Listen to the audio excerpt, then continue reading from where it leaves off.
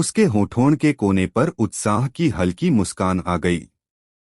5 दिनों की कड़ी साधना के बाद यश को आखिरकार उसकी इच्छा पूरी हुई और उसने सफलतापूर्वक मूलकोर दायरे के 9वें लेवल की साधना हासिल कर ली, जो नेसेंट सोल दायरे में पहुंचने से बस एक कदम दूर था। यश का ब्रेक थ्रू बहुत मुश्किल था। अगर एक सामान्य मार्शल आर्टिस्ट के ब्रेक थ्रू की मुश्किल 10 थी, तो उसके ब्रेक थ्रू की मुश्किल 100 थी।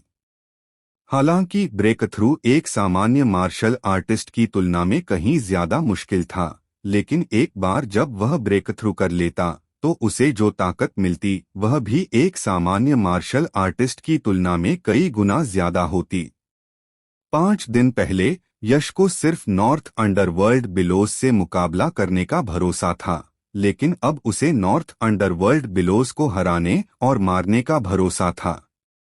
बेशक यह भरोसा बहुत ज्यादा नहीं था, सिर्फ 30 से 40%, क्योंकि नॉर्थ अंडरवर्ल्ड बिलोज कोई आसान प्रतिद्वंद्वी नहीं था और उसे कम नहीं आंकना चाहिए। वो जैसे ही यश के मन में ये विचार आए, अचानक एक जोरदार हॉर्न की आवाज गूंजी जो पूरे तीर्थयात्रा आइलैंड पर फैल गई। कोई कहीं भी हो, चाहे किसी छिपे हुए कोने में भी हो, जब तक वह तीर्थयात्रा आइलैंड पर था, उसे यह जोरदार हॉर्न की आवाज जरूर सुनाई देगी। वूश! जोरदार हॉर्न की आवाज कई मिनट तक चली और फिर शांत हो गई। और जिस पल हॉर्न की आवाज बंद हुई, 5 दिनों से शांत पड़ा तीर्थयात्रा आइलैंड अचानक शोरगुल वाला हो गया। जिस तीर्थयात्रा लड़ाई का हम इतने लंबे समय से इंतजार कर रहे थे, वह आखिरकार शुरू होने वाली है। जोरदार हॉर्न की आवाज शांत होने के बाद यश की आंखों में तुरंत उत्साह भर गया।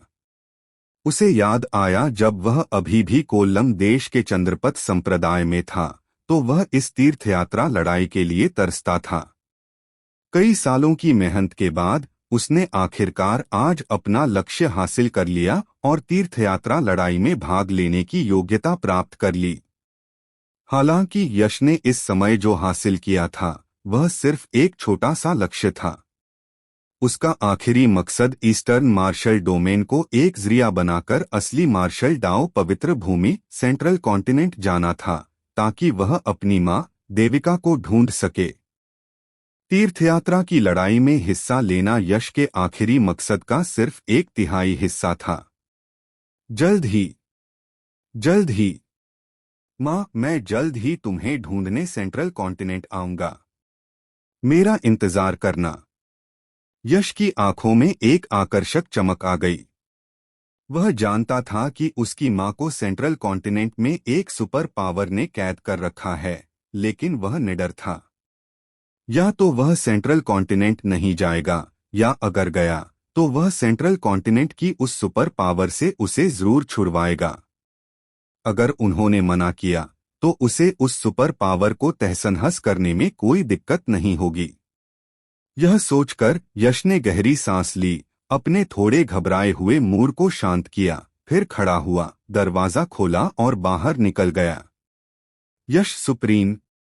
जब यश अपने कमरे से बाहर निकला तो केशव, उदय और नानवू क्षेत्र के दूसरे मार्शल आर्टिस्ट पहले से ही आंगन के अंदर खुले मैदान में इकट्ठा थे और इंतजार कर रहे थे। यश को देखते ही उन्होंने तुरंत एक साथ आवाज लगाई। उनकी आवाजों में सम्मान भरा था। बेई मिंग सेक्ट और नॉर्थ अंडरवर्ल्ड बिलोज की घटना के बाद हाल के दिनों में तीर्थयात्रा आइलैंड पर नानवू क्षेत्र के मार्शल आर्टिस्ट का रुतबा बहुत बढ़ गया था। पहले उन्हें कोई भी रौंद देता था, लेकिन अब सब उनसे डरते थे। इस बड़े बदलाव से नानवू क्षेत्र के मार्शल आर्टिस्ट को सुकून मिला। हालांकि नानवू क्षेत्र के मार्शल आर्टिस्ट अच्छी तरह जानते थे कि यह बदलाव पूरी तरह से यश की वजह से हुआ था। यश ने ही उन्हें उनकी इज्जत वापस दिलाने में मदद की थी। यह अंदाजा लगाना आसान था कि वे अपने दिल में यश को कितना मानते थे, तो वे उनका सम्मान क्यों नहीं करते। नमस्ते सब लोग। यह देखकर यश मुस्कुराया और सिर हिलाया, फिर कहा, ठीक है, तीर्थयात्रा लड़ाई शुरू हो चुकी है। मेरा अंदाजा है कि तीर्थयात्रा आइलैंड का गार्डियन जल्द ही पवित्र तीर्थयात्रा युद्ध के मैदान के लिए टेलीपोर्टेशन रास्ता खोल देगा। समय बर्बाद मत करो, चलो जल्दी चलते हैं। जैसे ही उसकी आवाज खत्म हुई, यश के नेतृत्व में सब लोग बिल्डिंग से बाहर निकले और सीधे तीर्थयात्रा आइलैंड के बीच वाले इलाके की ओर बढ़ गए। लगभग 5 मिनट बाद सब लोग आखिरकार तीर्थयात्रा आइलैंड के बीच वाले इलाके में पहुंच गए। वहां एक बहुत बड़ा चौक था, जो हजारों लोगों के लिए काफी बड़ा था। फिर भी यह विशाल चौक अब लोगों का समुद्र बन गया था। हर जगह घनी भीड़ उमड़ रही थी, बहुत चहल पहल थी। साफ था कि ये वे मार्शल आर्टिस्ट थे जो तीर्थयात्रा लड़ाई में हिस्सा ले रहे थे। इस चौक के बीच में एक पुराना वेदी थी जिस पर अनगिनत गहरे निशान खुदे हुए थे। पुरानी वेदी के सामने सुनहरे कपड़े पहने एक गार्डियन मूर्ति की तरह चुपचाप बैठा था। चुप। अचानक जमीन पर बैठे गार्डियन ने अपनी थोड़ी बंद आंखें खोलीं, आसपास के चौक में भीड़ पर बेपरवाही से नजर डाली और फिर धीरे से चिल्लाया। उसने अपनी आभा का इस्तेमाल नहीं किया, न ही उसकी आवाज में कोई ची थी। यह सिर्फ एक साधारण धीमी आवाज थी। हालांकि जिस पल यह साधारण आवाज सुनाई दी, जो चौक पहले शोरगुल वाला था, वह तुरंत शांत हो गया और सबके चेहरों पर गंभीर भाव आ गए। किसी की हिम्मत नहीं हुई कि वह कोई बदतमीजी करे। न कोई औरा, न कोई ची, बस एक ही वाक्य, फिर भी इसने ऐसा माहौल बना दिया। यह एक मार्शल ग्रैंड मास्टर की ताकत थी, मार्शल ग्रैंड मास्टर दायरे की ताकत। यह देखकर कि सब शांत हो गए हैं, गार्ड के चेहरे पर हल्की सी संतुष्टि दिखी और फिर उसने कहा, आज इस ग्रैंड मास्टर ने आप सभी को यहाँ इकट्ठा किया है। मुझे लगता है कि आप बिना कुछ कहे ही वजह जानते हैं। हालांकि पवित्र तीर्थयात्रा युद्ध क्षेत्र में प्रवेश करने से पहले इस ग्रैंड मास्टर को पहले आपको तीर्थयात्रा युद्ध के नियम समझाने होंगे। तीर्थयात्रा युद्ध आधे साल तक चलेगा। पहले 3 महीने अराजक युद्ध का समय होगा। इन 3 महीनों के भीतर आप पवित्र तीर्थयात्रा युद्ध क्षेत्र में विभिन्न ताकतों के साथ मुकाबला करेंगे। अगर आप बिना बाहर हुए 3 महीने के अराजक युद्ध के समय को झेल लेते हैं, तो आप अंतिम प्रतियोगिता के लिए तीर्थयात्रा पर्वत पर जा सकते हैं। जब तक आप अंतिम प्रतियोगिता सफलतापूर्वक पास कर लेते हैं, आपको 4 महान पवित्र भूमियों में शामिल होने की योग्यता मिल जाएगी। क्या आप समझते हैं? गार्ड बहुत तेजी से बोला, जैसे तेज तीर। उसने लंबा वाक्य सिर्फ 2 या 3 सेकंड में खत्म कर दिया। समझ गए? सुनने के बाद सबने तुरंत एक साथ चिल्लाया। इस समय गार्ड ने आगे कहा, आपके प्रवेश करने से पहले यह ग्रैंड मास्टर आप में से हर एक को एक नक्शा देगा। यह नक्शा उस क्षेत्र की स्थलाकृति को रिकॉर्ड करता है जहां आप पवित्र तीर्थयात्रा युद्ध क्षेत्र में प्रवेश करेंगे। इस पर चिह्नित कोई भी लाल बिंदु एक शहर को इंगित करता है। रात में शहर में शरण लेना याद रखें और जंगल में न रहने की कोशिश करें। 4 महान पवित्र भूमियों ने न केवल पवित्र तीर्थयात्रा युद्ध क्षेत्र में कई खजाने रखे हैं, बल्कि प्राचीन काल से कई अंधेरे राक्षसी जानवरों को भी वहां पाला है।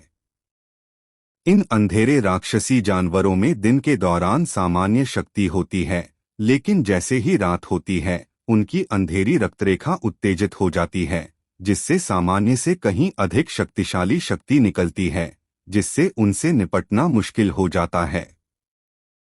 इसके अलावा रात में अंधेरे राक्षसी जानवर एक एक करके नहीं, बल्कि समूहों में दिखाई देते हैं, जिन्हें आमतौर पर जानवरों की लहर कहा जाता है, जो बेहद खतरनाक होते हैं।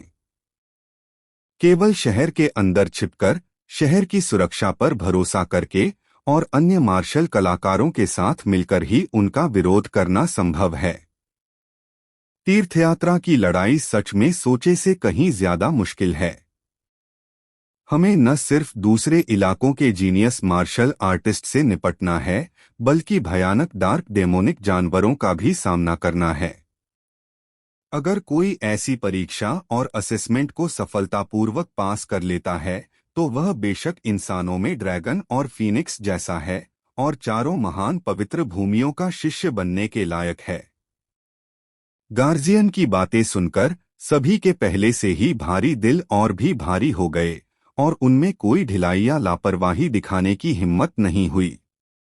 सभी के विचारों को नजरअंदाज करते हुए गार्जियन ने अपनी आस्तीन लहराई। जैसे ही उनकी आवाज धीमी हुई और रोशनी की अनगिनत धाराएं सीटी बजाती हुई निकलीं और फिर ठीक ठीक सबके हाथों में पहुंच गईं। जैसे ही रोशनी गायब हुई, एक नक्शा सामने आया। सभी ने तुरंत अपने नक्शे सावधानी से रख लिए। वे पवित्र तीर्थयात्रा युद्ध क्षेत्र में प्रवेश करने वाले थे, जो उनके लिए एक बेहद अनजान और खतरनाक जगह होगी। ऐसी अजीब और खतरनाक जगह पर इलाके को जानना निस्संदेह बहुत महत्वपूर्ण था। ठीक है, अब यह ग्रैंडमास्टर टेलीपोर्टेशन वेदी को एक्टिवेट करेगा। खुद को तैयार कर लो। नक्शे बांटने के बाद गार्जियन धीरे धीरे जमीन से उठे, घूमे, अपनी पीठ भीड़ की तरफ और चेहरा प्राचीन वेदी की तरफ किया। उन्होंने गहरी सांस ली, फिर उनके हाथ तेजी से नाचने लगे। Whoosh whoosh whoosh. जैसे ही उनके हाथ नाचे, उनकी हथेलियों से सुनहरी रोशनी की एक चमकदार परत निकली जो घनी होकर गहरे प्रतीकों में बदल गई, जो जुगनू की तरह शून्य क्षेत्र में उड़ते हुए प्राचीन वेदी पर उतरे और फिर वेदी में मिल गए। बस बस बस। जैसे जैसे ज्यादा से ज्यादा सुनहरे प्रतीक प्राचीन वेदी में मिलते गए, प्राचीन वेदी, जो शांत अवस्था में थी, इस पल जोर से हिलने लगी। उसकी सतह पर खुदे हुए प्रतीक चमकने लगे और फिर प्राचीन वेदी की सतह पर घूमने लगे। उसी समय एक रहस्यमय और गहरा उतार चढ़ाव एक लहर की तरह प्राचीन वेदी से लगातार निकल रहा था। यश ने इस रहस्यमय उतार चढ़ाव को महसूस किया। उसकी आंखें थोड़ी सिकुड़ गईं और उसके अंदर के अंतरिक्ष रहस्य थोड़े कांपने लगे। यह साफ था कि निकलने वाला उतार चढ़ाव अंतरिक्ष रहस्यों से संबंधित था। हालांकि यश के वर्तमान अंतरिक्ष रहस्य केवल 2/10वें दक्षता के स्तर पर थे, जबकि प्राचीन वेदी से निकलने वाले अंतरिक्ष रहस्य बेहद गहरे थे। वह इसे समझ नहीं पा रहा था, पूरी तरह से खोया हुआ महसूस कर रहा था। बूम! जब अत्यंत रहस्यमय अंतरिक्ष रहस्य का उतार चढ़ाव अपनी सीमा तक फैल गया, तो अचानक प्राचीन वेदी के केंद्र में रोशनी दिखाई दी और फिर एक जोरदार धमाके के साथ रोशनी की एक अतुलनीय रूप से मोटी किरण अचानक आसमान में चली गई, सीधे 1000 मीटर ऊंचे शून्य क्षेत्र को तोड़ दिया, जिससे एक विशाल घनी काली स्थानिक दरार बन गई। और वह रोशनी की किरण उस स्पेस क्रैक के सबसे गहरे हिस्से तक फैली हुई थी। किरण के साथ देखते हुए कोई भी स्पेस क्रैक के सबसे गहरे हिस्से में अजीब रोशनी को टिमटिमाते हुए देख सकता था, जो किसी दूसरी दुनिया जैसा लग रहा था। और रोशनी की यह हैरान करने वाली मोटी किरण दोनों दुनियाओं को जोड़ने वाला पुल थी। अगर उसे कोई गलतफहमी नहीं हुई थी तो वह तथाकथित दूसरी दुनिया पवित्र तीर्थयात्रा युद्ध क्षेत्र होनी चाहिए। पवित्र तीर्थयात्रा युद्ध क्षेत्र का रास्ता खोलना गार्डियन के लिए साफ तौर पर कोई छोटा बोझ नहीं था। इस समय इस मार्शल एंसेस्टर दायरे के एक्सपर्ट का शरीर असल में थोड़ा कांप रहा था और फिर एक दिल दहला देने वाली धीमी दहाड़ सुनाई दी, पवित्र तीर्थयात्रा युद्ध क्षेत्र खुल गया है। तुम लोग जल्दी से अंदर क्यों नहीं जा रहे हो? हाँ? Whoosh whoosh whoosh. गार्डियन की कान फाड़ देने वाली दहाड़ ने सभी को उस सदमे से बाहर निकाला जिसमें वे अपने सामने के दृश्य के कारण चले गए थे। होश में आने के बाद उन्होंने तुरंत सिर हिलाया और फिर बिना किसी झिझक के वे रोशनी की उस हैरान करने वाली मोटी किरण में चले गए। जैसे ही हर कोई रोशनी की किरण में दाखिल हुआ, किरण की सतह पर एक लहर दिखाई दी और फिर रोशनी की एक चमक के साथ अंदर जाने वाला व्यक्ति गायब हो गया। सिर्फ 5 या 6 मिनट में बड़े चौक में जमा आधे से ज्यादा लोग पहले ही जा चुके थे। चलो हम भी चलते हैं। सभी को एक एक करके जाते देख यश और नानवू इलाके के दूसरे मार्शल आर्टिस्ट अब और चुप नहीं बैठ सके और एक एक करके वे तेजी से रोशनी की किरण में चले गए। हालांकि यश ने ध्यान नहीं दिया कि जैसे ही वह रोशनी की किरण में घुसा, भीड़ में से एक बुरी नजर उसकी पीठ पर टिकी हुई थी। और इस बुरी नजर का मालिक बिना किसी शक के नॉर्थ अंडरवर्ल्ड बिलोज था। हे, मैं आखिरकार पवित्र तीर्थ यात्रा युद्ध क्षेत्र में जा सकता हूँ। तुम कमीने लड़के, वह जगह तुम्हारी कब्र होगी। बेहतर होगा कि तुम दुआ करो कि मैं तुम्हें पवित्र तीर्थयात्रा युद्ध क्षेत्र में न पकड़ूं, क्योंकि अगर मैंने तुम्हें पकड़ लिया तो मैं तुम्हें बताऊंगा कि दुनिया में सबसे दर्दनाक यातना क्या होती है। मौत की दुआ करने का क्या मतलब होता है? हे। एक ठंडी डरावनी हंसी निकालते हुए नॉर्थ अंडरवर्ल्ड बिलोज की आकृति चमकी और वह भी रोशनी की किरण में चला गया। और 5 मिनट बीत गए और जो चौक कभी भीड़ से भरा था वह अब खाली था, बस गार्ड ही बचा था। तीर्थयात्रा युद्ध आखिरकार फिर से शुरू हो गया है। मुझे हैरानी है कि इस तीर्थयात्रा युद्ध में कौन से जीनियस उभरेंगे और पूर्वी मार्शल डोमेन का ध्यान खींचने लायक प्रभावशाली हस्तियां बनेंगे। अपने सामने रोशनी की मोटी किरण को देखते हुए गार्ड की आंखें चमकीं और वह धीरे से खुद से बड़बड़ाया।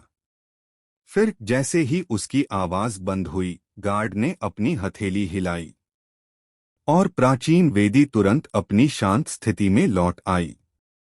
रोशनी की मोटी किरण भी तुरंत ढह गई, अनगिनत कणों में टूट गई और शून्य क्षेत्र में फैल गई, जबकि आसमान में बड़ी जगह की दरार भी एक पल में ठीक हो गई, जैसे कि कुछ हुआ ही न हो।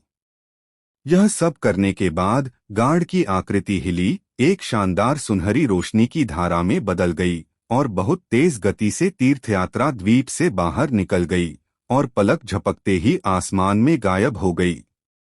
और गार्ड के जाने के साथ तीर्थयात्रा द्वीप अपनी पुरानी शांति में लौट आया। पवित्र तीर्थयात्रा युद्ध क्षेत्र। हालांकि इस जगह का नाम युद्ध क्षेत्र है, लेकिन असल में इसका युद्ध क्षेत्र से कोई लेना देना नहीं है। यह एक बहुत बड़ी छोटी दुनिया है। क्षेत्रफल के मामले में 10 नानवू क्षेत्र भी मिलकर पवित्र तीर्थयात्रा युद्ध क्षेत्र जितने विशाल नहीं होंगे। कोई कल्पना कर सकता है कि पवित्र तीर्थयात्रा युद्ध क्षेत्र कितना विशाल है, जो एक आश्चर्यजनक स्तर तक पहुंच गया है। यह अविश्वसनीय रूप से विशाल पवित्र तीर्थयात्रा युद्ध क्षेत्र 3 क्षेत्रों में बंटा हुआ है। पहले क्षेत्र को उत्तर दक्षिण क्षेत्र कहा जाता है।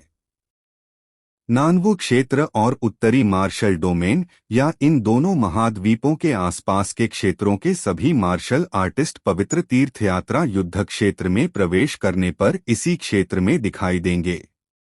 दूसरे क्षेत्र को पूर्व पश्चिम क्षेत्र कहा जाता है, जिसका नाम भी उत्तर दक्षिण क्षेत्र की तरह ही रखा गया है।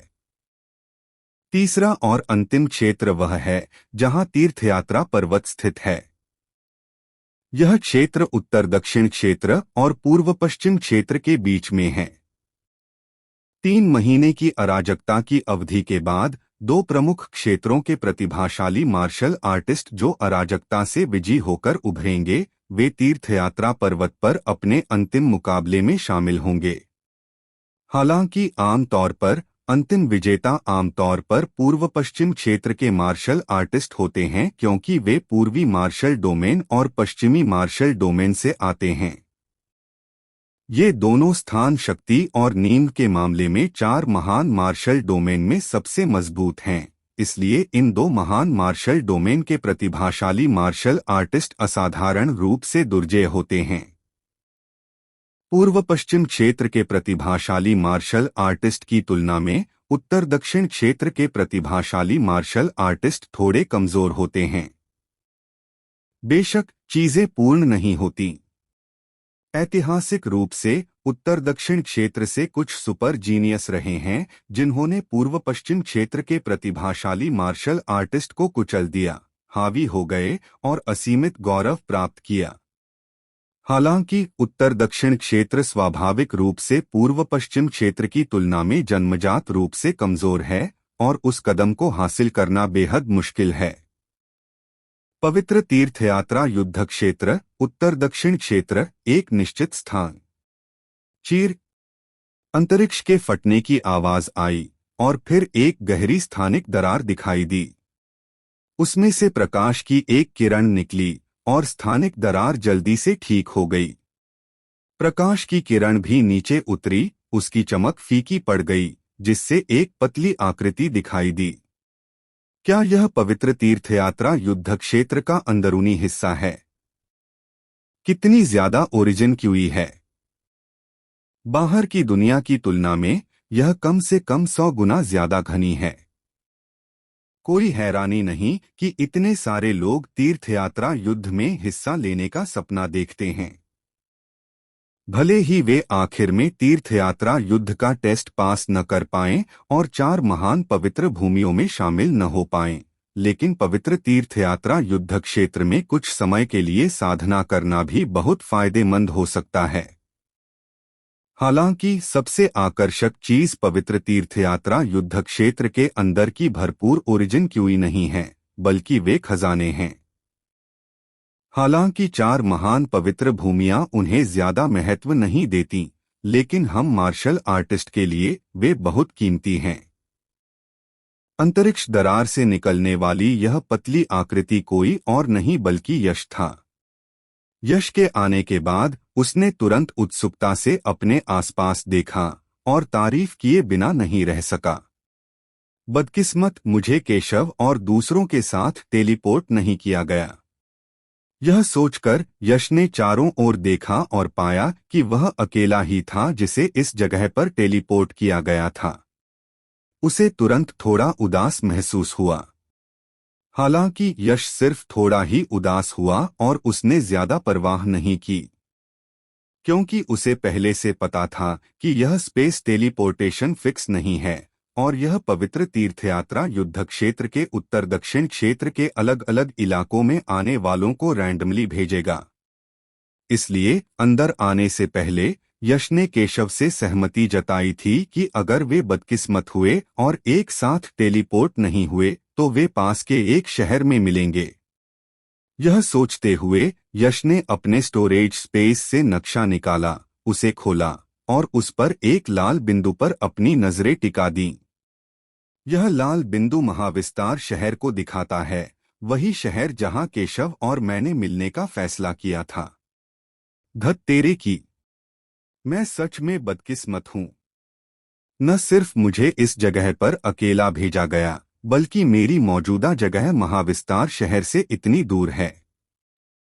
बीच में कम से कम 3 बड़ी नदियां और 2 पहाड़ियां हैं। नक्शे को देखने और मिलने वाले शहर की पुष्टि करने के बाद उसने अपने कोऑर्डिनेट्स तय करना शुरू किया। पुष्टि होने के बाद यश का मूड तुरंत और भी उदास हो गया।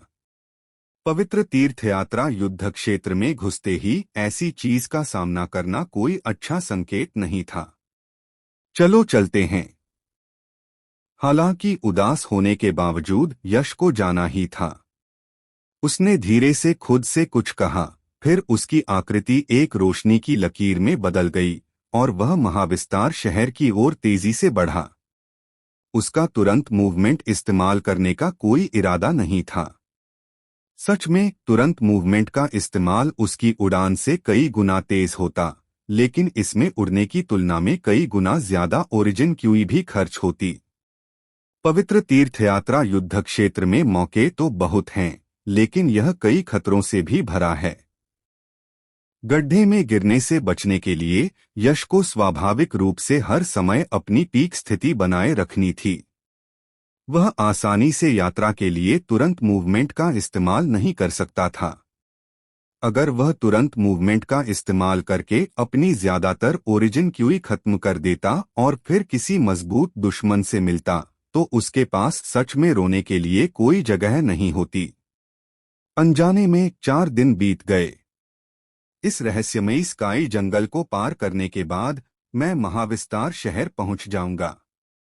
4 दिनों की तेज यात्रा के बाद यश ने यात्रा का 2/3 से थोड़ा ज्यादा हिस्सा तय कर लिया था और जल्द ही अपनी मंजिल पर पहुंचने वाला था। इस समय वह एक विशाल जंगल के अंदर गहरे में था। हालांकि यश ने इन 4 दिनों में अपनी जल्दबाजी वाली यात्रा के कारण पवित्र तीर्थयात्रा युद्ध क्षेत्र में छिपे कोई खजाने हासिल नहीं किए थे, लेकिन उसे कोई फायदा नहीं हुआ। ऐसा नहीं था। पवित्र तीर्थयात्रा युद्ध क्षेत्र में मौजूद भरपूर ओरिजिन क्यूई पर भरोसा करते हुए वह पहले ही मूल कोर दायरे के लेवल 9 के शुरुआती चरण से मूल कोर दायरे के लेवल 9 के अंतिम चरण में पहुंच गया था। सिर्फ 4 दिनों में उसने लगातार 2 दायरे पार कर लिए। प्रगति की ऐसी दर बिल्कुल चौंकाने वाली थी। सिर्फ यश जैसा जीनियस जो निगलने के रहस्यों को कंट्रोल करता था और एक सोच से ही अनंत ओरिजिन क्यूई को तुरंत निगल सकता था, ऐसी भयानक प्रगति हासिल कर सकता था। अगर कोई और मार्शल आर्टिस्ट होता, भले ही वे पवित्र तीर्थयात्रा युद्ध क्षेत्र में भरपूर ओरिजिन क्यूई के साथ होते, सिर्फ 4 दिनों में वे ज्यादा से ज्यादा सिर्फ एक छोटा दायरा ही आगे बढ़ पाते। ऐसी भयानक तरक्की से ब्रेक थ्रू करना बिल्कुल नामुमकिन था। जल्द ही मैं नेसेंट सोल दायरे में ब्रेक थ्रू कर पाऊंगा। एक बार जब मैं नेसेंट सोल दायरे में ब्रेक थ्रू कर लूंगा तो मेरी लड़ने की शक्ति आसमान छू लेगी। नॉर्थ अंडरवर्ल्ड बिलोज को मारना मुर्गी और कुत्ते को मारने जितना आसान होगा। अपनी कल्टीवेशन को तेजी से बेहतर होते हुए महसूस करके यश के होठों पर हल्की मुस्कान आ गई। Whoosh whoosh whoosh. जैसे ही यश के मन में विचार चल रहे थे, अचानक कुछ गड़बड़ हुई। पास से गुजर रहे मार्शल आर्टिस्ट्स के एक ग्रुप को देखकर यश ने अपनी भौहें ऊपर कीं। इन मार्शल आर्टिस्ट्स ने भी यश को देखा, लेकिन उन्होंने कोई दुश्मनी नहीं दिखाई और उसे एक आम राहगीर की तरह ट्रीट किया। पवित्र तीर्थयात्रा युद्ध क्षेत्र अभी कुछ ही दिनों पहले खुला था। इतने कम समय में खजाने मिलना मुश्किल था, और जो लोग तीर्थयात्रा युद्ध में हिस्सा ले सकते थे वे सभी जीनियस मार्शल आर्टिस्ट थे। फायदे के लालच के बिना कोई भी जानबूझकर कोई कदम नहीं उठाएगा और झगड़ा शुरू नहीं करेगा। हालांकि भले ही ये मार्शल आर्टिस्ट अच्छे व्यवहार वाले थे और यश को उकसाने का उनका कोई इरादा नहीं था, इसका मतलब यह नहीं था कि यश उन्हें जाने देने को तैयार था। हाल ही में स्काई प्रोफाउंड फॉरेस्ट में मार्शल आर्टिस्ट अक्सर दिखाई दे रहे हैं। क्या हो रहा है? क्या ऐसा हो सकता है कि स्काई प्रोफाउंड फॉरेस्ट के अंदर कोई खजाना हो? क्या इसीलिए ये मार्शल आर्टिस्ट खोजने आ रहे हैं? मार्शल आर्टिस्ट के उस ग्रुप को देखकर यश ने अपनी भौहें चढ़ाई और मन ही मन सोचा। तुरंत इस सोच के साथ यश की आकृति पलक झपकते ही उस मार्शल आर्टिस्ट के ग्रुप के ठीक सामने आ गई और उनका रास्ता रोक दिया। जब मार्शल आर्टिस्ट के ग्रुप ने यश को अपना रास्ता रोकते देखा तो उनके हाव भाव तुरंत थोड़े बदल गए और उनकी नजरें दुश्मनी और गुस्से से भर गईं। हालांकि इससे पहले कि मार्शल आर्टिस्ट का यह ग्रुप कोई प्रतिक्रिया कर पाता, यश ने अपना ऑरा छोड़ा और साथ ही अपने गोल्डन एंशिएंट ड्रैगन ब्लडलाइन का थोड़ा सा इस्तेमाल किया, जिससे उसके द्वारा छोड़े गए ऑरा में ड्रैगन की ताकत का एहसास हुआ, जिससे यह और भी ज्यादा डरावना लगने लगा। इन मार्शल आर्टिस्ट में सबसे मजबूत सिर्फ नेसेंट सोल दायरे के पहले लेवल पर थे। हालांकि उनका दायरा यश से ज्यादा था, लेकिन यश के सामने वे चींटियों से ज्यादा कुछ नहीं थे। यश द्वारा छोड़े गए डरावने ऑरा को महसूस करके उनके चेहरों पर तुरंत डर के भाव आ गए और उनके शरीर एक बांस को देखकर चूजों की तरह कांपने लगे। ग्रुप का नेतृत्व कर रहे युवा मार्शल आर्टिस्ट ने यश को सम्मान से देखा। उसकी आवाज कांप रही थी जब उसने कहा, महामहिम, हमारे हरित वर्ण सेक्ट का आपसे कोई झगड़ा नहीं लगता है ना? आप क्या करने की कोशिश कर रहे हैं? डरो मत, मेरा कोई बुरा इरादा नहीं है। मुझे बस तुमसे कुछ पूछना है। यश ने बेफिक्री से कहा। अपना कुछ ऑरा वापस ले लिया ताकि ये मार्शल आर्टिस्ट, जो खुद को हरित वर्ण सेक्ट कहते थे, इतने डरे नहीं। फिर उसने कहा, पिछले कुछ दिनों से अलग अलग ताकतों के martial artist sky profound forest में अक्सर दिखाई दे रहे हैं। क्या स्काई प्रोफाउंड फॉरेस्ट में कोई खजाना है? महामहिम, आपको नहीं पता? यश का सवाल सुनकर ग्रुप का नेतृत्व कर रहा युवा मार्शल आर्टिस्ट एक पल के लिए हैरान रह गया। उसे जवाब देने के बजाय उसने हैरानी भरे भाव से उसे देखा। ऐसा लग रहा था कि यश की नासमझी से वह थोड़ा हैरान था। यह देखकर यश की आंखें ठंडी हो गईं और उसने ठंडी आवाज में कहा, बकवास। अगर मुझे पता होता तो मैं तुमसे क्यों पूछता? मुझे माफ करना। यश की बर्फीली नजरों से घूरे जाने पर उस जवान मार्शल आर्टिस्ट को तुरंत ऐसा भयानक एहसास हुआ जैसे वह नरक के दरवाजे पर पहुंच गया हो। उसका चेहरा तुरंत पीला पड़ गया और उसके माथे पर बारीक ठंडा पसीना आ गया। उसने जल्दी से माफी मांगी, फिर और ज्यादा बेइज्जती करने की हिम्मत न करते हुए उसने कहा, आप सही कह रहे हैं। सच में इस स्काई प्रोफाउंड फॉरेस्ट में एक खजाना मिलने वाला है। कौन सा खजाना? यश ने भौं उठाई और काफी दिलचस्पी से पूछा। सेक्रेड तीर्थयात्रा लड़ाई फील्ड में मौजूद सभी खजाने 4 महान पवित्र भूमियों द्वारा रखे गए थे। भले ही 4 महान पवित्र भूमियों का काम सबसे खराब होता, फिर भी यह उनके लिए कोई आम चीज नहीं होती। जवान मार्शल आर्टिस्ट ने कहा, मैंने सुना है कि यह एक फूल छाया फल है। फूल छाया फल? यह सच में ऐसा खजाना है? यह सुनकर यश की आंखें तुरंत चमक उठीं। फूल छाया फल एक अच्छी चीज है। यह चीज एक तरह का स्वर्ग और पृथ्वी का खजाना है, जिसमें बहुत ज्यादा एनर्जी होती है, और यह नेसेंट सोल दायरे के मार्शल आर्टिस्ट की साधना को बेहतर बनाने में बहुत मददगार है।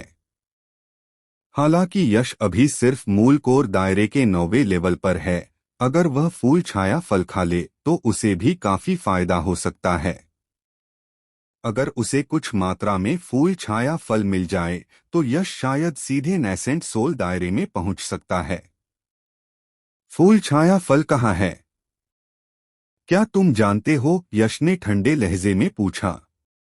जवान मार्शल आर्टिस्ट ने जल्दी से सिर हिलाया और कहा, हमें फूल छाया फल की सही जगह नहीं पता, लेकिन हमने जो जानकारी इकट्ठा की है उसके अनुसार अगर यह गलत नहीं है तो फूल छाया फल स्काई प्रोफाउंड फॉरेस्ट की गहराई में होना चाहिए। ठीक है, मैं समझ गया। यह तुम्हारा इनाम है।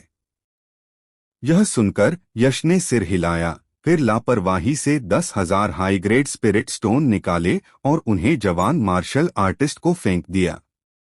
तुरंत बिना कुछ और कहे वह मुड़ा और एक रोशनी की लकीर में बदल गया, तेजी से स्काई प्रोफाउंड फॉरेस्ट की गहराई की ओर बढ़ गया। स्काई प्रोफाउंड फॉरेस्ट बहुत बड़ा है, लेकिन यह यश की रफ्तार को रोक नहीं सका। कुछ ही मिनटों में वह स्काई प्रोफाउंड फॉरेस्ट की गहराई में पहुंच गया। गड़गड़ाहट, गड़गड़ाहट। जैसे ही यश स्काई प्रोफाउंड फॉरेस्ट की गहराई में पहुंचा, उसे दूर से बहुत तेज दहाड़े सुनाई दी और उसने बहुत ज्यादा हिंसक और अराजक युवा पावर के उतार चढ़ाव महसूस किए, जो एक तेज हवा की तरह स्काई प्रोफाउंड फॉरेस्ट की गहराई में फैल रहे थे। वहां इतनी ज्यादा हलचल है, जरूर वे मार्शल आर्टिस्ट फूल छाया फल के लिए लड़ रहे होंगे। कहे, मैं आ गया। यह देखकर यश मुस्कुराया, फिर उसने अपना शरीर हिलाया और तेजी से उस दिशा में बढ़ा जहां से कान फाड़ने वाली दहाड़े और जबरदस्त युवा पावर के उतार चढ़ाव आ रहे थे। उसने सीधे खुलेआम चुनौती देते हुए हमला नहीं किया, बल्कि अपनी डेवोरिंग मिस्ट्रीज को एक्टिवेट किया, अपने ऑरा को छिपाया और चुपके से आगे बढ़ा। फूल छाया फल के लिए इतने सारे मार्शल आर्टिस्ट्स के साथ आमने सामने की लड़ाई के बजाय यश ने टिड्डे का शिकार करने वाली टिड्डी बनना पसंद किया, जिसके पीछे ओरियोल हो। जल्द ही यश अपनी मंजिल पर पहुंच गया। एक ऊंचे पेड़ पर खड़ा होकर घनी शाखाओं और पत्तियों का इस्तेमाल करके अपनी आकृति को छिपा रहा था। उसकी नजर शाखाओं और पत्तियों के बीच से नीचे की ओर देख रही थी। जहां तक उसकी नजर जा रही थी, वह इलाका असल में एक घना जंगल होना चाहिए था, लेकिन जबरदस्त लड़ाई के असर से वह समतल हो गया था, जिससे कई हजार वर्ग मीटर की एक खुली जगह बन गई थी। इस खुली जगह में सभी पेड़ नष्ट नहीं हुए थे।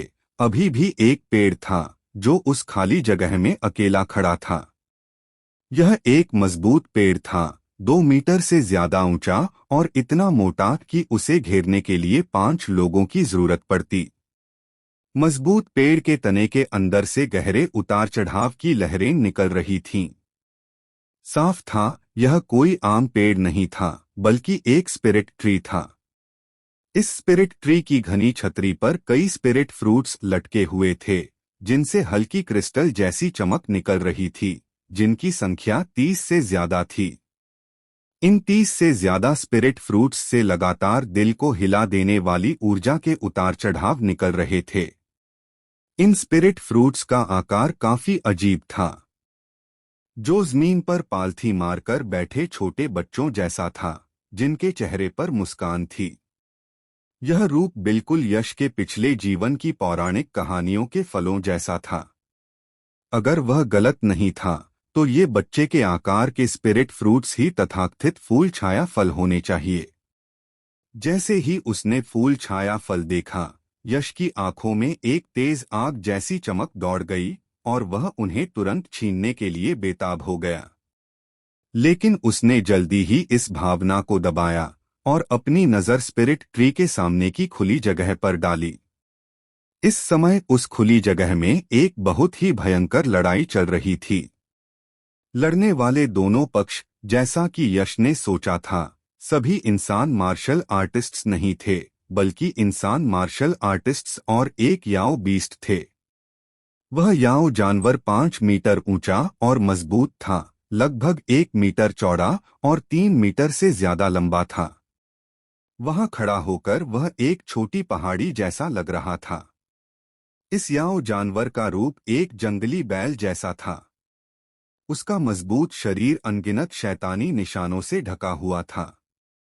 शैतानी निशान एकदम काले थे, और जब वे चमकते थे तो वे बादलों और धुंध जैसी काली रोशनी छोड़ते थे, जिससे जंगली बैल जैसा याओ जानवर घिरा हुआ था, जैसे कि वह काले धुंध के अंदर मौजूद हो, जो बहुत अजीब लग रहा था। वह जंगली बैल याओ बीस्ट बाहर के याओ बीस्ट से बहुत अलग था। इसका कारण उसका रूप या आकार नहीं था, बल्कि उसका ऑरा था। बाहर के याओ बीस्ट्स खूंखार और क्रूर थे, लेकिन पवित्र तीर्थयात्रा युद्ध क्षेत्र के अंदर के याओ बीस्ट्स बाहर वालों की तुलना में दर्जनों गुना ज्यादा खूंखार और क्रूर थे। ऐसा इसलिए था क्योंकि पवित्र तीर्थयात्रा युद्ध क्षेत्र के अंदर के सभी याओ बीस्ट्स के पास dark demonic beasts blood line थी। कोई भी जंगली बैल याओ बीस्ट की तांबे की घंटी जैसी आंखों को जालिम गहरे लाल रंग की रोशनी से चमकते हुए देख सकता था। अगर कोई ज्यादा डरपोक मार्शल आर्टिस्ट होता, तो ऐसी डरावनी आंखों की घूरने से शायद उसके पैर तुरंत कांपने लगते, उसका दिल डर से भर जाता और उसे एक प्राचीन शैतानी देवता का सामना करने जैसा भयानक एहसास होता। गड़गड़ाहट, गड़गड़ाहट, धमाका धमाका धमाका। जब यश युद्ध क्षेत्र को देख रहा था, तो जंगली बैल याओ बीस्ट ने एक और हमला किया। उसने एक धीमी दहाड़ लगाई और फिर उसके शरीर पर बने गहरे शैतानी पैटर्न तेजी से चमके, जिससे घना काला धुआं निकला जो काले धुएं के गोलों में बदल गया, जिन्हें तोप के गोलों की तरह फेंका गया। वे काले धुएं के गोले आम लग रहे थे, लेकिन उनकी शक्ति को सच में कम नहीं आंका जा सकता था। वे अविश्वसनीय रूप से हिंसक ऊर्जा से भरे हुए थे और टकराने पर वे तुरंत एक शक्तिशाली बल के साथ फट जाते थे, जो मूल कोर दायरे के 8वें स्तर के विशेषज्ञों को तुरंत मारने में सक्षम था। किस्मत से, हालांकि जंगली बैल याओ बीस्ट की ताकत जबरदस्त थी, लेकिन उसे घेरने वाले मार्शल आर्टिस्ट्स का समूह भी काफी मजबूत था। दहाड़ों के साथ उनकी विशाल ची बाहर निकली, जो मार्शल स्किल्स में मिलकर बाहर निकली। दोनों तरफ से हमले टकराए, जिससे तुरंत जमीन हिला देने वाले, कान बहरे कर देने वाले धमाके हुए। शून्य क्षेत्र हिल गया, जमीन फट गई, और यहां तक कि आसमान के बादल भी तेजी से टूटकर बिखर गए। फूफ फूफ। इतनी जबरदस्त और हिंसक टक्करों से घटनास्थल पर कई मार्शल आर्टिस्ट घायल हो गए। उन्होंने मुंह भरकर ताजा खून थूका, और उनका ऑरा तेजी से कमजोर हो गया। हालांकि जंगली बैल याओ बीस्ट की हालत भी ठीक नहीं थी। उसने दर्द भरी चीख निकाली, उसका विशाल शरीर जमीन पर पीछे की ओर उड़ गया, जिससे 1 मीटर से ज्यादा गहरी और दर्जनों मीटर लंबी एक साफ निशान बन गई। उसके सिर पर काले बैल के सींगों पर भी भयानक दरारें पड़ गईं। सब लोग और ज्यादा कोशिश करो। यह ब्लैक क्लाउड डेमोनिक ऑक्स लगभग खत्म होने वाला है। इस जानवर को मार डालो और फूल छाया फल हमारा होगा। काले कपड़े पहने मार्शल आर्टिस्ट के एक ग्रुप से जोश भरी दहाड़े आईं, जिनके सीने पर बाघ के सिर की कढ़ाई थी। मारो। जैसे ही ये शब्द खत्म हुए, मौजूद सभी मार्शल आर्टिस्ट में भयानक मारने की इच्छा जाग उठी। उनकी बेहिसाब हिंसक ची फिर से बाहर निकली, जो भयंकर हमलों में बदल गई, जो खाली जगह में चमकदार रोशनी की लकीरें खींचते हुए लगातार ब्लैक क्लाउड डेमोनिक ऑक्स की ओर बढ़ रहे थे। हालांकि ब्लैक क्लाउड डेमोनिक ऑक्स भयंकर था, लेकिन इतने सारे मार्शल आर्टिस्ट के घेरे में आने पर उसके लिए टिके रहना मुश्किल था। एक उदास चीख सुनाई दी, और अगले ही पल ब्लैक क्लाउड डेमोनिक ऑक्स का मजबूत शरीर एक ढहते पहाड़ की तरह गिर गया और काले खून के तालाब में जा गिरा। साफ था कि ब्लैक क्लाउड डेमोनिक ऑक्स को मौजूद मार्शल आर्टिस्ट ने मार डाला था। फू। आखिरकार इस जानवर से छुटकारा मिल गया। इस जानवर की ताकत सच में बहुत ज्यादा थी। अकेले ही हम इतने सारे मार्शल आर्टिस्ट से मुकाबला कर रहा था। है, चाहे वह कितना भी ताकतवर क्यों न हो, वह फिर भी हमारा मुकाबला नहीं कर सकता। ब्लैक क्लाउड डेमोनिक ऑक्स को मरा हुआ देखकर सभी तुरंत मुस्कुराए, और फिर उनकी उत्सुक निगाहें ऊंचे आध्यात्मिक पेड़ की ओर, या ज्यादा सही कहें तो उस ऊंचे आध्यात्मिक पेड़ पर लगे फूल छाया फल की ओर गईं। हर मार्शल आर्टिस्ट चुपचाप अपने कदम बढ़ाते हुए आध्यात्मिक पेड़ की ओर बढ़ने लगा। यह नजारा देखकर यश ने जल्दबाजी में कोई कदम नहीं उठाया। इसके बजाय उसके होठों पर एक ठंडी मुस्कान आ गई। इंसान हमेशा आपस में लड़ने में सबसे अच्छे होते हैं। हालांकि मार्शल आर्टिस्ट के इस ग्रुप ने पहले ईमानदारी से सहयोग किया था, लेकिन ऐसा तभी हुआ था जब उनका एक आम लक्ष्य और एक आम दुश्मन था। अब जब लक्ष्य ब्लैक क्लाउड डेमोनिक ऑक्स मारा जा चुका था, तो सिर्फ लूट का माल बचा था। तो आगे जो होगा वह निश्चित रूप से यह नहीं होगा कि सभी बैठकर फूल छाया फल को शांति से बांट लें, बल्कि आम आपसी कत्लेआम होगा। यकीन मानिए, जैसे ही यश यह सोच रहा था, अचानक एक ठंडी हल्की आवाज सुनाई दी। मूर्खों का झुंड, फूल छाया फल के लिए मेरे ब्लैक टाइगर सेक्ट से मुकाबला करने की कोशिश कर रहे हो? क्या सपना देख रहे हो? तुम सब नरक में जाओ। Black tiger heart shattering claw. काले कपड़े पहने मार्शल आर्टिस्ट के एक ग्रुप से अचानक बेहिसाब हिंसक कालीची निकली। वॉइड दायरे में एक बहुत बड़ा काला बाघ का प्रेत दिखाई दिया, और फिर उसने अपने दो आसमान को ढकने वाले काले बाघ के पंजों को उठाया और उन्हें जोर से आसपास के मार्शल आर्टिस्ट्स की ओर घुमाया। ब्लैक टाइगर सेक्ट, तुम धोखेबाज खलनायकों, क्या हमने इस ब्लैक क्लाउड डेमोनिक बैल को मारने के बाद इन फूल छाया फलों को बराबर बांटने पर सहमति नहीं जताई थी? मौजूद सभी एक्सपर्ट्स में ब्लैक टाइगर सेक्ट सबसे पावरफुल था। जब सबने ब्लैक टाइगर सेक्ट के एक्सपर्ट्स को हमला शुरू करते देखा तो उनके चेहरे के हाव भाव तुरंत बहुत ज्यादा बदल गए और वे बहुत गुस्से और दुख से चिल्लाने लगे। तुम बेवकूफों, क्या तुम मेरी ब्लैक टाइगर सेक्ट के साथ फूल छाया फल बांटने के लायक भी हो? सपने देखना बंद करो।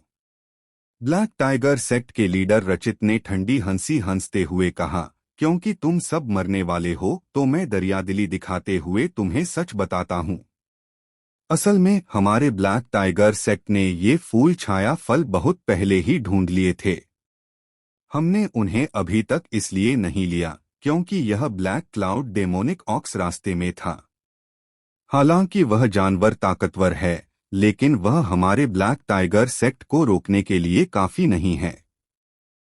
हमने तुम्हें यहाँ इसलिए नहीं बुलाया था कि तुम अपनी ताकत से ब्लैक क्लाउड डेमोनिक ऑक्स से निपटो, बल्कि इसलिए कि फूल छाया फल अभी पके नहीं हैं। उन्हें पूरी तरह पकाने के लिए उन्हें एसेंस ब्लड से पानी देना होगा। हाँ हाँ, कितने बेचारे हो तुम बेवकूफों ने सोचा कि तुम फूल छाया फल लेने आए हो। असल में तुम सिर्फ फूल छाया फल को पकाने के लिए खाद हो। ब्लैक टाइगर सेक्ट के कमीनों, तुम मुझे खाद समझ रहे हो? ब्लैक टाइगर सेक्ट के जानवरों, तुम बस इंतजार करो। जब तक मैं आज मरता नहीं, मैं भविष्य में तुम्हारे ब्लैक टाइगर सेक्ट से जरूर जबरदस्त बदला लूंगा और तुम्हें आज के कामों की सजा दूंगा। रचित को सच बताते सुनकर मौजूद मार्शल आर्टिस्ट तुरंत बहुत ज्यादा गुस्से में आ गए और पागलों की तरह चिल्लाने लगे। उसी समय उन्हें अपने दिल में कुछ पछतावा हुआ। उन्होंने लालच का विरोध क्यों नहीं किया और ब्लैक टाइगर सेक्ट का पीछा करके यहाँ क्यों आए। नतीजतन उन्हें ज्यादा फूल छाया फल नहीं मिले और अब वे अपनी जान गंवाने वाले थे और खाद बनने वाले थे। हालांकि दुख की बात है कि इस दुनिया में पछतावे की कोई दवा नहीं है। हमारे ब्लैक टाइगर सेक्ट से बदला तुम्हें मौका नहीं मिलेगा। तुम सब मर जाओ। रचित का चेहरा गुस्से से भरा हुआ था।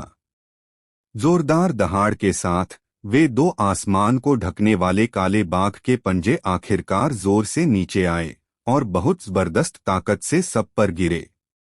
आह! Bang bang bang! तुरंत बहुत तेज चीखें सुनाई दी।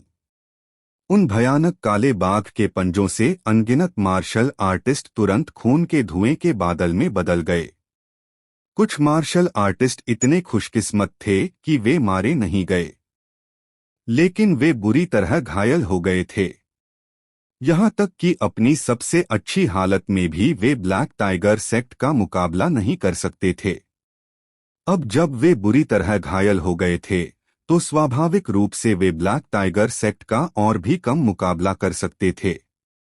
जल्द ही मौजूद सभी मार्शल आर्टिस्ट्स को ब्लैक टाइगर सेक्ट ने बेरहमी से मार डाला।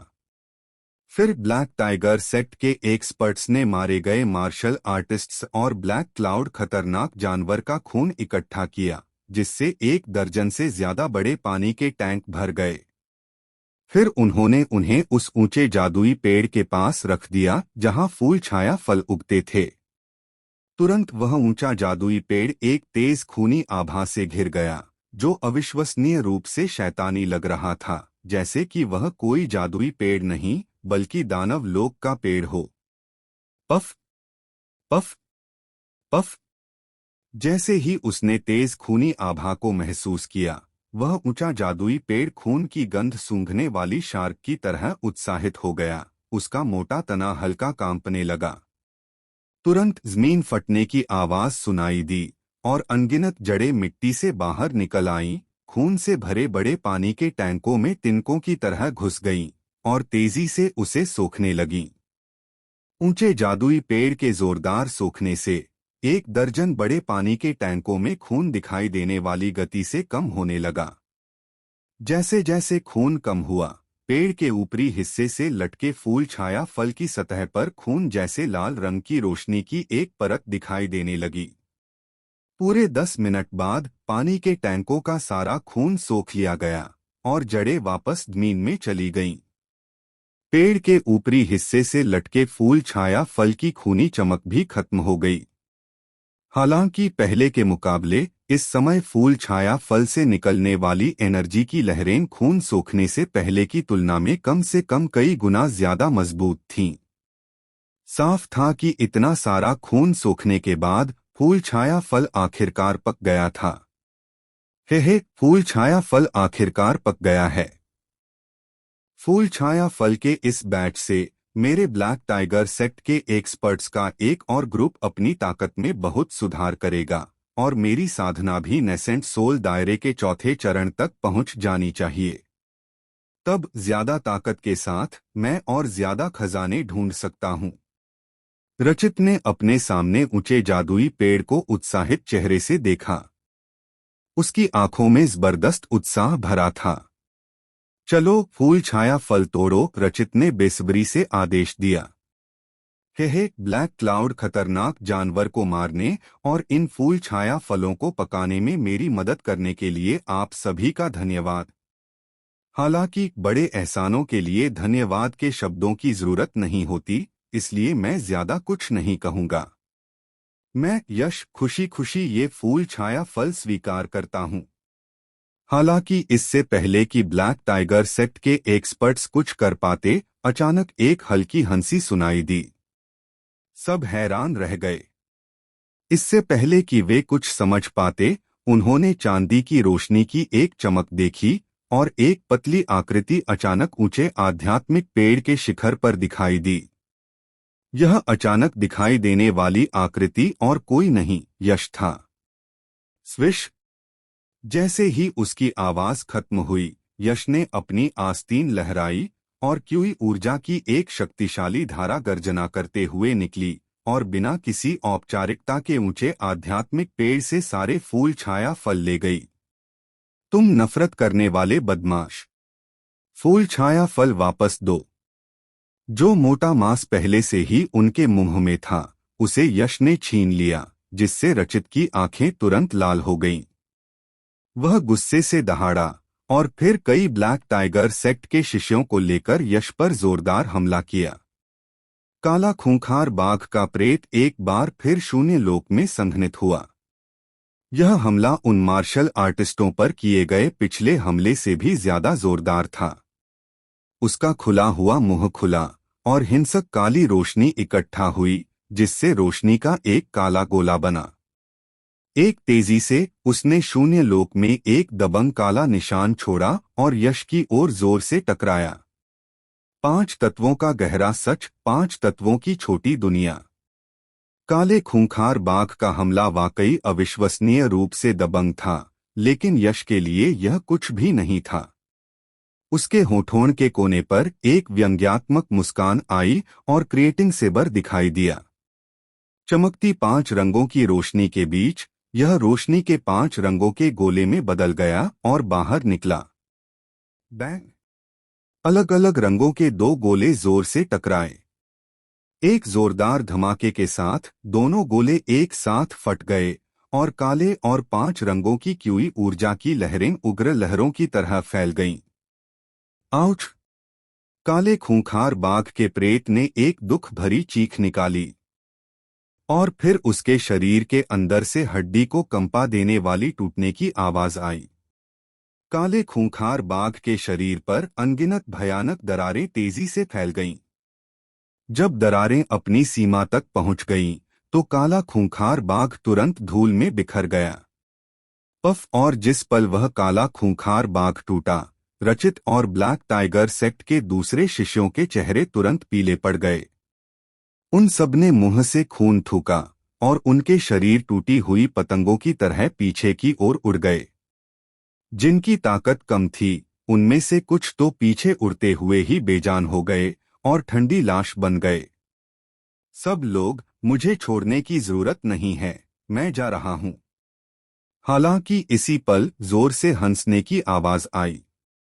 यह यश था, जो बहुत ही तेजी से रोशनी की एक धारा में बदलकर जबरदस्त स्पीड से दूर चला गया। पलक झपकते ही वह ब्लैक टाइगर सेक्ट के लोगों की नजरों से गायब हो गया। लानत है! यह देखकर रचित की आंखों में गुस्सा आ गया जो लगभग जम गया था। फिर उसने खून का एक और घूंट थूका। लेकिन अपने गुस्से के बावजूद उसने यश का पीछा करने की हिम्मत नहीं की। अपनी ताकत से अपने सभी ब्लैक टाइगर सेक्ट के शिष्यों को इतनी आसानी से घायल करना, यह शक्ति का स्तर बहुत डरावना था। यह अच्छा हुआ कि यश का ब्लैक टाइगर सेक्ट के साथ गंभीर होने का इरादा नहीं था, वरना उनके ब्लैक टाइगर सेक्ट के शिष्यों में से कोई भी शायद जिंदा नहीं बचता। इतने खतरनाक दुश्मन के साथ रचित में उसका पीछा करने की हिम्मत नहीं थी। फूल छाया फल मिलने के बाद यश को इस हेवनली प्रोफाउंड फॉरेस्ट से निकलने की कोई जल्दी नहीं थी। उसने इन फूल छाया फलों का इस्तेमाल करके इस जगह से निकलने और महाविस्तार शहर जाने से पहले अपनी कल्टीवेशन को नेसेंट सोल दायरे तक पहुंचाने का प्लान बनाया।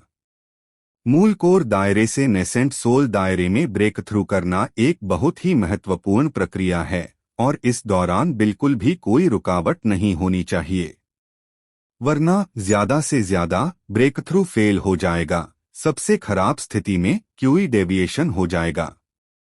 यहां तक कि यश ने भी इस ब्रेक थ्रू के बारे में लापरवाही करने की हिम्मत नहीं की। जल्द ही यश को हेवनली प्रोफाउंड फॉरेस्ट में एक शांत छोटी झील मिली। उसकी दिव्य चेतना एक लहर की तरह झील में फैल गई और उसने पाया कि कुछ छोटी मछलियों और झींगों के अलावा कोई याओ जानवर नहीं थे।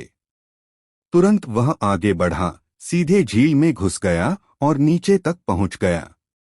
उसने झील के पानी को अलग करने के लिए अपनी क्यूई को घुमाकर एक क्यूई लाइट बैरियर बनाया। फिर यश पालथी मारकर बैठ गया। जैसे ही उसने अपनी आस्तीन हिलाई, रोशनी चमकी और अनगिनत हथेली के आकार के, शिशु के आकार के आध्यात्मिक फल अचानक दिखाई दिए जो लगातार भरपूर ऊर्जा की हलचलें छोड़ रहे थे। इतने सारे फूल छाया फल मेरी कल्टीवेशन को नेसेंट सोल दायरे तक पहुंचाने के लिए काफी होने चाहिए। अपने सामने 50 या 60 फूल छाया फलों को देखकर और उनसे निकलने वाली भरपूर ऊर्जा की हलचलों को महसूस करके यश के होठों पर हल्की मुस्कान आ गई। फिर एक सोच के साथ उसके शरीर से एक काली रोशनी निकली, जैसे किसी लालची खूंखार जानवर का खुला मुंह जिसने सीधे सभी फूल छाया फलों को निगल लिया। डेवोरिंग रहस्यों के प्रभाव में फूल छाया फल तेजी से पिघल गए और शुद्ध और भरपूर ऊर्जा में बदल गए। एक फूल छाया फल के अंदर की एनर्जी इतनी थी कि वह नेसेंट सोल दायरे के पहले स्टेज के शुरुआती लेवल वाले मार्शल आर्टिस्ट को नेसेंट सोल दायरे के पहले स्टेज के मिडिल स्टेज या यहां तक कि लेट स्टेज तक पहुंचने में मदद कर सकती थी। इसलिए कोई अंदाजा लगा सकता है कि फूल छाया फल के अंदर कितनी ज्यादा एनर्जी थी। और जब दर्जनों फूल छाया फलों को एक साथ रिफाइन किया जाता है तो उससे कितनी जबरदस्त मात्रा में एनर्जी पैदा होगी। बूम! 10 फूल छाया फल डेवोरिंग रहस्यों से रिफाइन होने के बाद एक हैरान करने वाली विशाल एनर्जी में बदल गए। उसकी तेज हलचल से एक बहरा कर देने वाली दहाड़ निकली, जैसे कोई बहता हुआ सैलाब हो। इतनी ज्यादा एनर्जी नेसेंट सोल दायरे के तीसरे लेवल के मास्टर को भी चौंका देती। हालांकि यश को कोई डर नहीं लगा। असल में इतनी हैरान करने वाली और विशाल एनर्जी को महसूस करने के बाद उसके होठों पर हल्की सी मुस्कान आ गई। फिर एक सोच के साथ, जैसे कोई विशाल व्हेल पानी खींच रही हो, उसने इस विशाल एनर्जी को तेजी से पीना शुरू कर दिया। बस, बस, बस, क्रैक, क्रैक। जैसे ही विशाल एनर्जी उसके शरीर में गई, यश की नसें तुरंत फूल गईं। उसी समय उसके डांटियन में मौजूद मूल कोर एक तेज पहिए की तरह हैरान करने वाली तेजी से घूमने लगा। साथ ही मूल कोर चमकने लगा और उसकी सतह पर बने 9 मूल कोर पैटर्न लगातार फैलने लगे। मूल कोर से तेज आवाजें निकल रही थीं। ऐसा लग रहा था जैसे वे 9 मूल कोर पैटर्न उसे फाड़ देंगे। बैंग! जब 9 मूल कोर पैटर्न अपनी सीमा तक फैल गए तो मूल कोर आखिरकार फट गया जिससे टूटे हुए मूल कोर से भारी मात्रा में क्यूई निकली, जिससे लगभग यश का डांटियन फटने ही वाला था। मूल कोर का टूटना एक मार्शल आर्टिस्ट के लिए जानलेवा झटका होता है। अगर कोई मरता नहीं है तो भी वह अपनी कल्टीवेशन खोकर एक बेकार इंसान बन जाएगा। हालांकि यश ने यह देखकर कोई घबराहट नहीं दिखाई। इसके बजाय उसके चेहरे पर ऐसा भाव था जैसे सब कुछ उसके कंट्रोल में हो, जैसे उसे पहले से पता था कि उसका मूल कोर टूटेगा। सच में दूसरे समय में अगर मूल कोर टूटता तो यह एक मार्शल आर्टिस्ट के लिए पक्का जानलेवा संकट होता। लेकिन यह स्थिति तब लागू नहीं होती जब मूल कोर दायरे के 9वें लेवल से नेसेंट सोल दायरे में ब्रेकथ्रू किया जाता है। क्योंकि एक मार्शल आर्टिस्ट को मूल कोर दायरे से नेसेंट सोल दायरे में ब्रेकथ्रू करने के लिए सबसे पहले उन्हें अपना मूल कोर जानबूझकर तोड़ना होता है और फिर मूल कोर टूटने के बाद पैदा हुई विशाल एनर्जी का इस्तेमाल करके एक नेसेंट सोल को बनाना और आकार देना होता है। इस कल्टीवेशन प्रक्रिया को मूल कोर को तोड़कर नेसेंट सोल बनाना कहा जाता है। हालांकि ये 4 शब्द सुनने में आसान लगते हैं, लेकिन इसे करना बहुत मुश्किल है। क्योंकि मूल कोर को तोड़कर नेसेंट सोल बनाना मौत का सामना करके जिंदगी पाने जैसा है। अगर सफलता मिलती है तो तुरंत एक नेसेंट सोल दायरे का एक्सपर्ट बन जाता है, लेकिन अगर फेल हो जाता है तो न सिर्फ वह नेसेंट सोल दायरे में नहीं पहुंच पाएगा, बल्कि वह अपना मूल कोर भी खो देगा और एक बेकार इंसान बन जाएगा। इसमें बहुत बड़ा रिस्क है।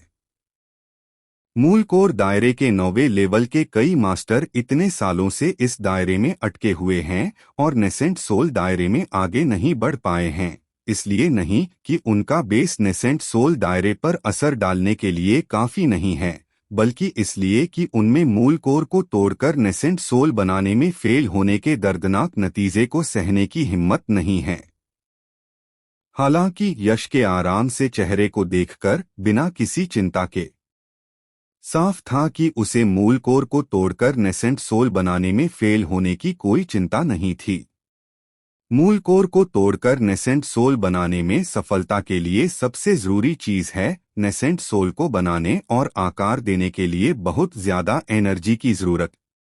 उसके मूल कोर के अंदर पहले से ही बहुत ज्यादा एनर्जी थी और उसने दर्जनों और फूल छाया फल रिफाइन किए थे।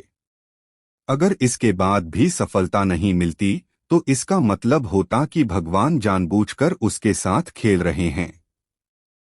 नेसेंट सोल बनाओ। जमीन पर पालथी मारकर बैठे यश ने अचानक धीरे से आवाज लगाई और फिर उसके हाथों ने अचानक एक मुद्रा बनाई। तुरंत यश के डैंटियन के अंदर ऐसा लगा जैसे 2 अनदेखे हाथ दिखाई दिए जो उसके डैंटियन के अंदर तेजी से बढ़ रही बहुत ज्यादा ची को पकड़ रहे थे। इसके बाद उन्होंने उसे जोर से दबाना शुरू किया और अनंत ची लगातार एक साथ जमा होती गई। आखिरकार उन 2 अनदेखे हाथों की हथेलियों के बीच एक रोशनी के गोले में बदल गई। उस रोशनी के गोले से डरावने ची के उतार चढ़ाव निकल रहे थे। उसी समय रोशनी का गोला भी लगातार हिल रहा था। ऐसा लग रहा था जैसे वह अपना रूप बदल रहा हो। यह बदलाव बहुत धीरे धीरे हो रहा था। पूरा एक दिन लगा धीरे धीरे एक हल्की सी रूपरेखा दिखने में। साफ था कि यह रोशनी का गोला एक नेसेंट सोल का शुरुआती रूप था। एक बार जब इसका बदलाव पूरा हो जाएगा तो यह एक असली नेसेंट सोल बन जाएगा। हालांकि बदलाव की मौजूदा धीमी गति को देखते हुए यह साफ था कि नेसेंट सोल का पूरा बनना कोई कम समय का काम नहीं होगा। पूरे 5 दिनों के बाद यश का नेसेंट सोल आखिरकार बन गया। वह एक प्यारा सा छोटा बच्चा था, 7 या 8 इंच लंबा, जो चारों ओर से चमक रहा था। पास से देखने पर पता चलता कि यह छोटा बच्चा बिल्कुल यश जैसा दिखता था, जैसे उसी सांचे से बनाया गया हो। हालांकि यह छोटा बच्चा बहुत प्यारा लग रहा था, लेकिन उस क्यूटनेस के नीचे अविश्वसनीय रूप से डरावनी एनर्जी छिपी थी। उसमें से उतार चढ़ाव निकल रहे थे, जिससे आसपास की जगह टेढ़ी मेढ़ी हो रही थी। कोई भी सोच सकता था कि नेसेंट सोल दायरे के तीसरे लेवल का मास्टर भी इस नेसेंट सोल से निकलने वाली एनर्जी को महसूस करके डर जाएगा। यह एनर्जी एक नई बनी नेसेंट सोल में कैसे हो सकती थी? यह नेसेंट सोल दायरे के 5वें लेवल के एक्सपर्ट से भी कमजोर नहीं थी। यह तो बस कमाल की थी, बहुत ज्यादा डरावनी। मैंने आखिरकार नेसेंट सोल बना ली और नेसेंट सोल दायरे में सफलतापूर्वक ब्रेकथ्रू कर लिया। यश के मुंह से धीरे धीरे धुंधली हवा निकली। उसने धीरे धीरे अपनी आंखें खोलीं और उसकी गहरी पुतलियों से डरावनी रोशनी निकली। अपने शरीर के अंदर उमड़ती जबरदस्त शक्ति को महसूस करते हुए उसके होठों पर एक ठंडी मुस्कान आई। अगर अभी मेरा सामना फिर से नॉर्थ अंडरवर्ल्ड बिलोज से होता तो उसे मारना मेरे लिए हाथ पलटने जितना आसान होता। स्विश! जिस पल यश ने अपनी नेसेंट सोल बनाई, उसी पल हेवनली प्रोफाउंड फॉरेस्ट के ऊपर आसमान में अचानक रोशनी की एक अविश्वसनीय रूप से चौंकाने वाली लाल लकीर दिखाई दी। रोशनी की यह लाल लकीर यश के छिपे हुए छोटे तालाब को ढूंढकर ऊंचे आसमान से नीचे उतरी। यह झील के किनारे एक चट्टान पर उतरी। लाल रोशनी गायब हो गई और एक जवान लड़की दिखाई दी। लड़की लंबी और पतली थी, जिसकी त्वचा बर्फ जैसी गोरी थी। एक टाइट फिटिंग आग जैसी लाल पोशाक ने उसके शरीर के कर्व्स को पूरी तरह से दिखाया। उसके बाल भी आग जैसे लाल थे, जो सीधे खड़े थे, जिससे उसे आग जैसे लाल कमल की तरह एक शाही एहसास हो रहा था। आग की दिव्य शक्ति की तरह उसने न केवल एक मजबूत आग जैसा विजुअल इम्पैक्ट दिया, बल्कि एक अटूट शान का एहसास भी दिया।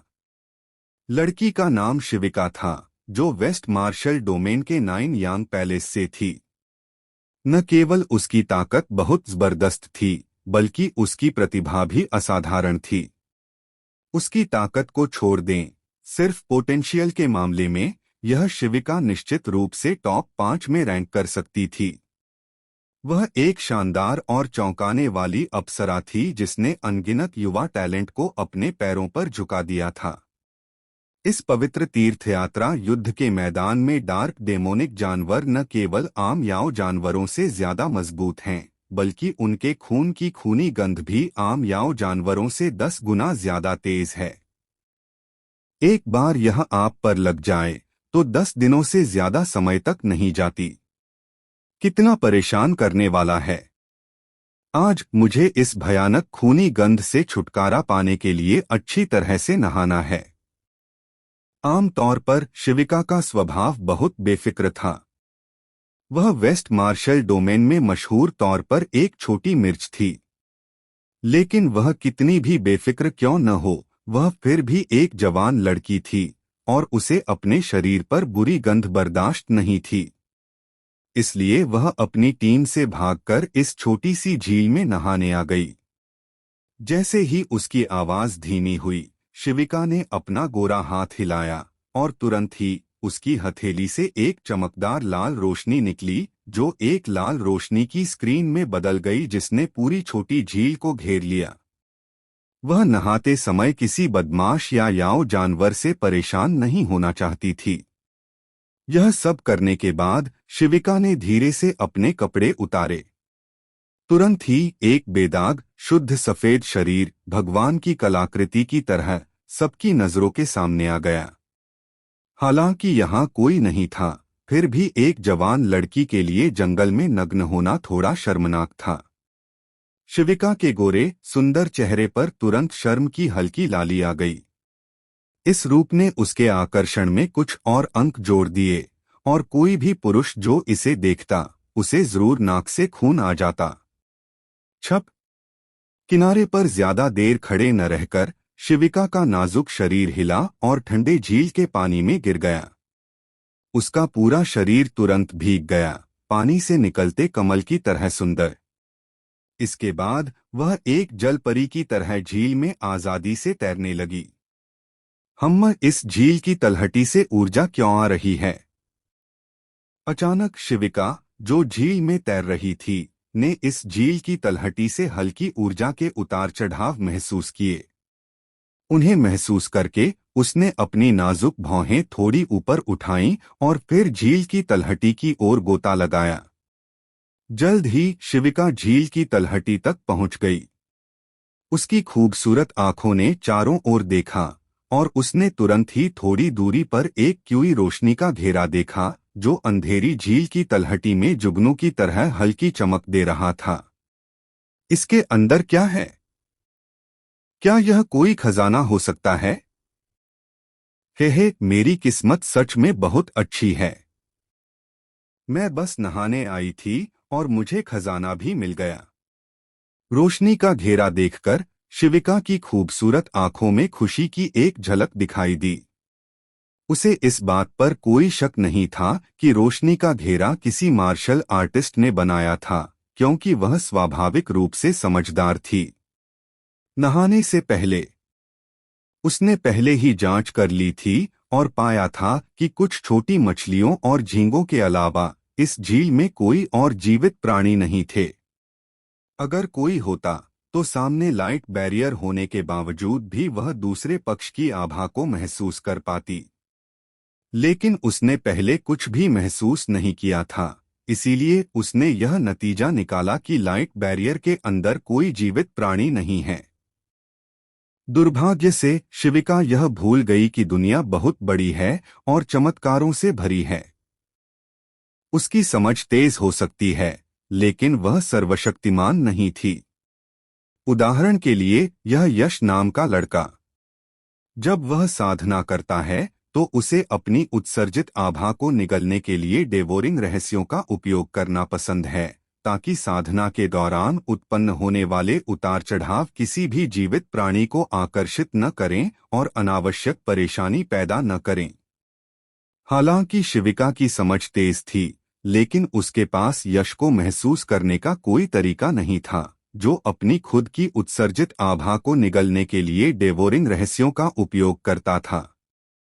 इसके अलावा यश के नेसेंट सोल दायरे में पहुंचने के बाद डेवोरिंग रहस्यों का उसका उपयोग और भी कुशल हो गया।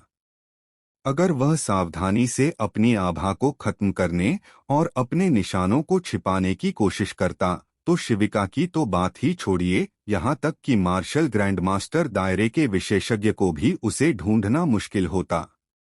रिप यह पक्का करने के बाद कि लाइट बैरियर के अंदर कोई जीवित प्राणी नहीं हो सकता, शिविका ने अपना गोरा हाथ उठाया। उसकी हथेली से एक लाल रोशनी चमकी और एक हल्के से झटके से उसने अंधेरे झील के तल में रोशनी की एक लाल लकीर छोड़ दी, जिससे लाइट बैरियर में एक दरार पड़ गई।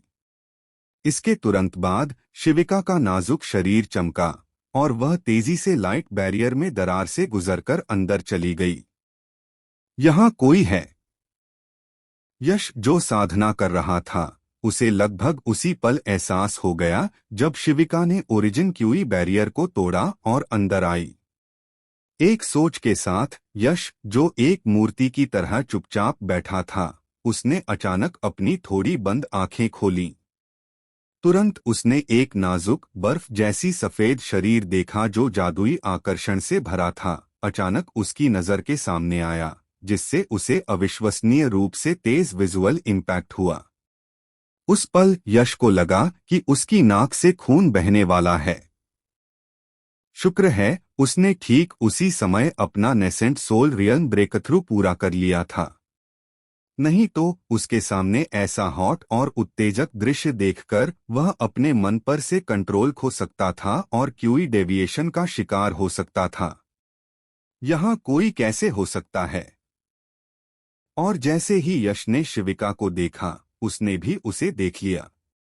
बैरियर के अंदर किसी को बैठे हुए, उसे घूरते हुए देखकर शिविका तुरंत हैरान होकर जम गई।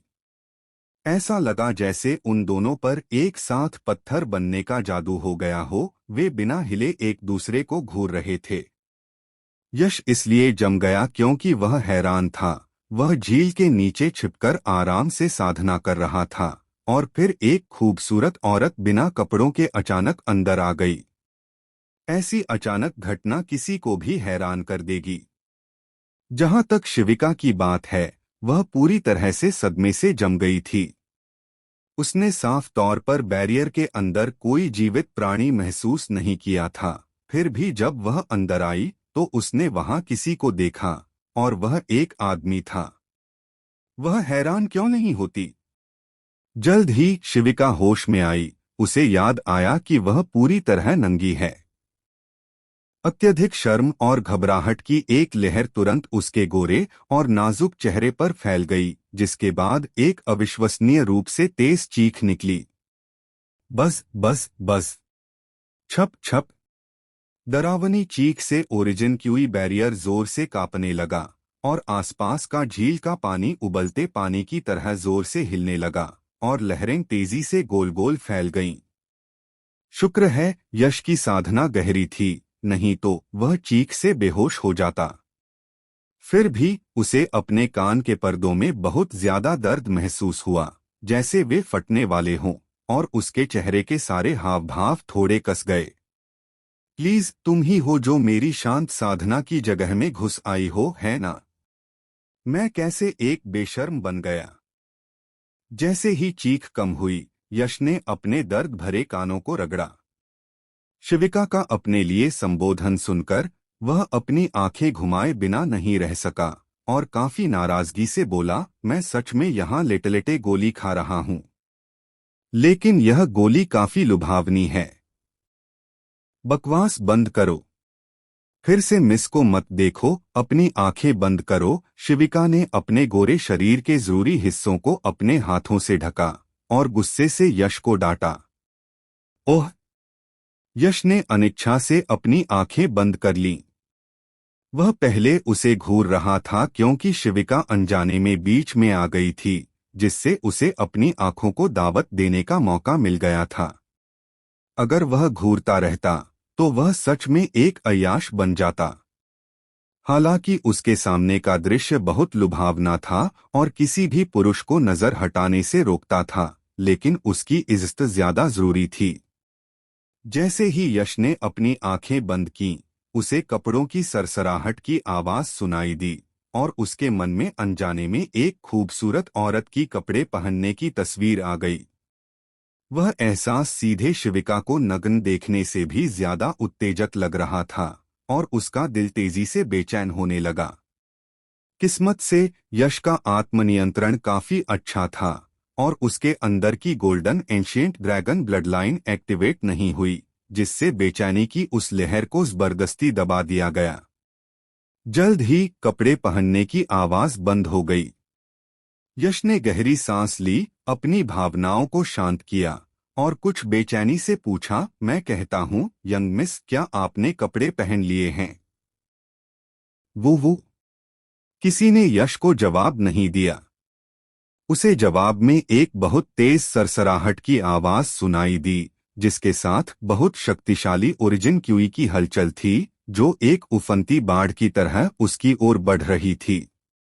यश चौंक गया और जल्दी से अपनी आंखें खोलीं, यह देखकर कि शिविका ने पहले ही कपड़े पहन लिए थे।